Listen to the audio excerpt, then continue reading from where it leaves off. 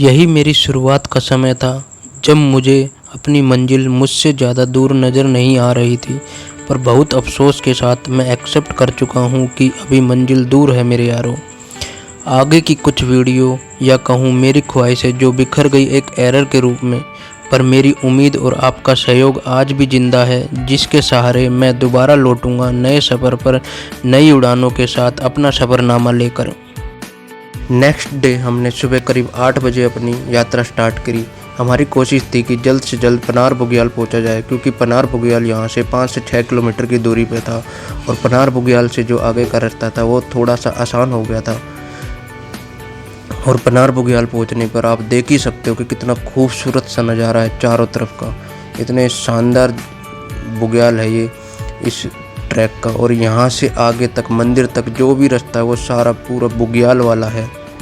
जहाँ से हमने दिन की शुरुआत की थी वहाँ से लेकर पनार बुग्याल तक का जो रास्ता है वो काफ़ी खड़ी चढ़ाई है, और उसके बाद फिर पित्रधार तक जो है वहाँ तक भी आपको काफ़ी कोशिश करनी पड़ेगी। पित्रधार पहुँचने के बाद आगे तक जो मंदिर तक का रास्ता है वो काफ़ी ईजी या नॉर्मल हो जाता है, जिसमें इतनी ज़्यादा दिक्कत नहीं आती है। लेकिन जो नज़ारे हैं सारे रूट के वो इतने शानदार हैं और इतने खूबसूरत है, जैसा कि आप देख ही सकते हो फ़ोटो में। आप पनार बुग्याल से पित्रधार करीब 3 या 4 किलोमीटर की दूरी पर है, और पित्रधार से करीब मंदिर की जो दूरी है वो 6 किलोमीटर के आसपास है।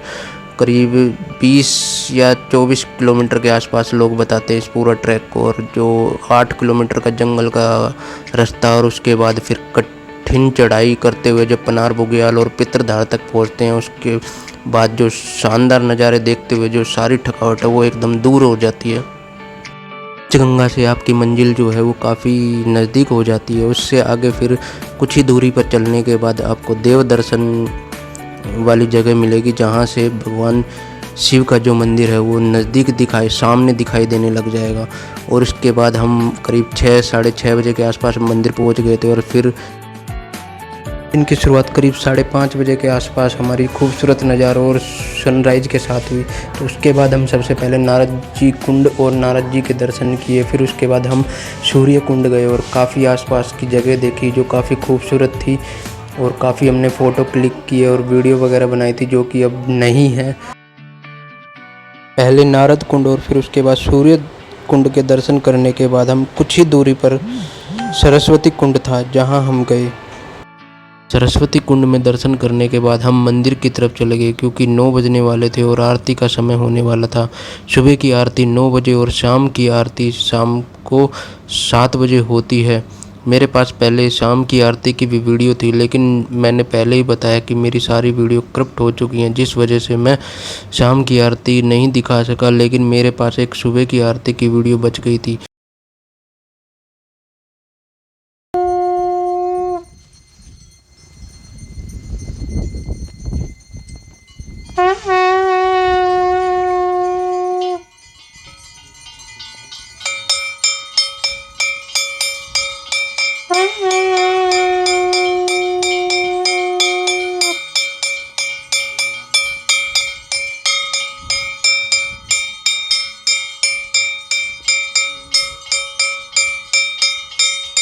श्री रुद्रनाथ मंदिर भगवान शिव के पंच केदार में से चौथा केदार है, जहां भगवान शिव के मुख की पूजा होती है।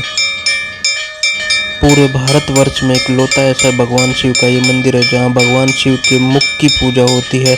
क्योंकि अगर महाकालेश्वर की भी अगर बात करो तो वहां पर भी भगवान शिव का श्रृंगार करके मुख बनाया जाता है, लेकिन यह एक ऐसा मंदिर है भगवान शिव का जहां पर साक्षात मुख के दर्शन होते हैं। अगर आपको पंच केदार के बारे में बताऊं तो पंच केदार में प्रथम केदार भगवान केदारनाथ हैं, जिन्हें 12 ज्योतिर्लिंग के रूप में भी जाना जाता है। दूसरे केदार मध्य महेश्वर, तीसरे केदार तुंगनाथ, चतुर्थ केदार भगवान रुद्रनाथ, और पंच केदार में 5वां केदार जो है वो कल्पेश्वर महादेव का है। पंच केदार की कथा की बात करूं तो महाभारत युद्ध में विजयी होने पर पांडवों को भाई हत्या और गोत्र हत्या से मुक्ति पाना चाहते थे। वे भगवान शंकर का आशीर्वाद पाना चाहते थे और पांडव भगवान शिव को खोजते हुए हिमालय पहुँचे। भगवान शंकर पांडवों को दर्शन नहीं देना चाहते थे, इसलिए वे अंतर्ध्यान होकर केदार में जा बसे। पांडव उनका पीछा करते करते केदार पहुंच गए। भगवान शंकर ने बैल का रूप धारण कर लिया और वे अन्य पशुओं के बीच चले गए। पांडवों को संदेह हुआ तो भीम ने अपना विशाल रूप धारण कर लिया। भीम ने 2 पहाड़ों पर पैर फैला दिए। अन्य सब गाय बैल तो वहां से निकल गए, पर भगवान शंकर रूपी बैल पैर के नीचे से जाने को तैयार नहीं हुए। भीम बैल पर झपटे तो बैल रूपी भगवान शिव ने भूमि में अंतर्ध्यान होने लगा। तब भीम ने बैल की पीठ का भाग पकड़ लिया। माना जाता है कि जब भगवान शंकर बैल के रूप में अंतर्ध्यान हुए तो उनके धड़ से ऊपर का भाग काठमांडू में प्रकट हुआ, जहां पशुपति नाम का मंदिर प्रसिद्ध है। शिव की नाभि मध्य महेश्वर में, भुजाएं तुंगनाथ में, मुख रुद्रनाथ में और जटा कल्पेश्वर में प्रकट हुई। इसलिए इन 5 जगहों को पंच केदार के रूप में जाना जाता है। बुग्यालों के बीच गुफा में भगवान शिव के मुख के दर्शन होते हैं। भारत में यह अकेला स्थान है जहां भगवान शिव के चेहरे की पूजा होती है। एकानन के रूप में रुद्रनाथ में, चतुरानन के रूप में पशुपति नेपाल में और पंचानन विग्रह के रूप में इंडोनेशिया में भगवान शिव के दर्शन होते हैं। शीतकाल में रुद्रनाथ मंदिर के कपाट भी बंद रहते हैं। इस दौरान गोपेश्वर के गोपीनाथ मंदिर में भगवान रुद्रनाथ की पूजा अर्चना की जाती है।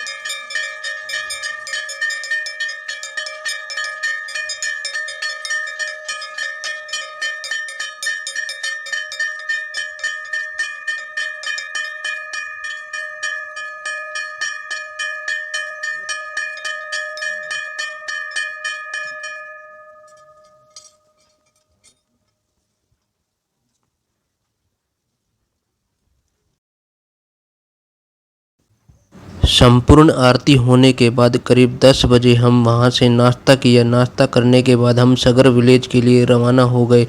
वैसे हम जाना अनसुया माता के दर्शन करते हुए चाहते थे, जो कि मंडल जाके रास्ता निकलता है, लेकिन जहां हमने पहली नाइट स्टे किया था वहां हमने अपना एक बैग छोड़ दिया था, जिस वजह से हमें सगर विलेज ही जाना पड़ा।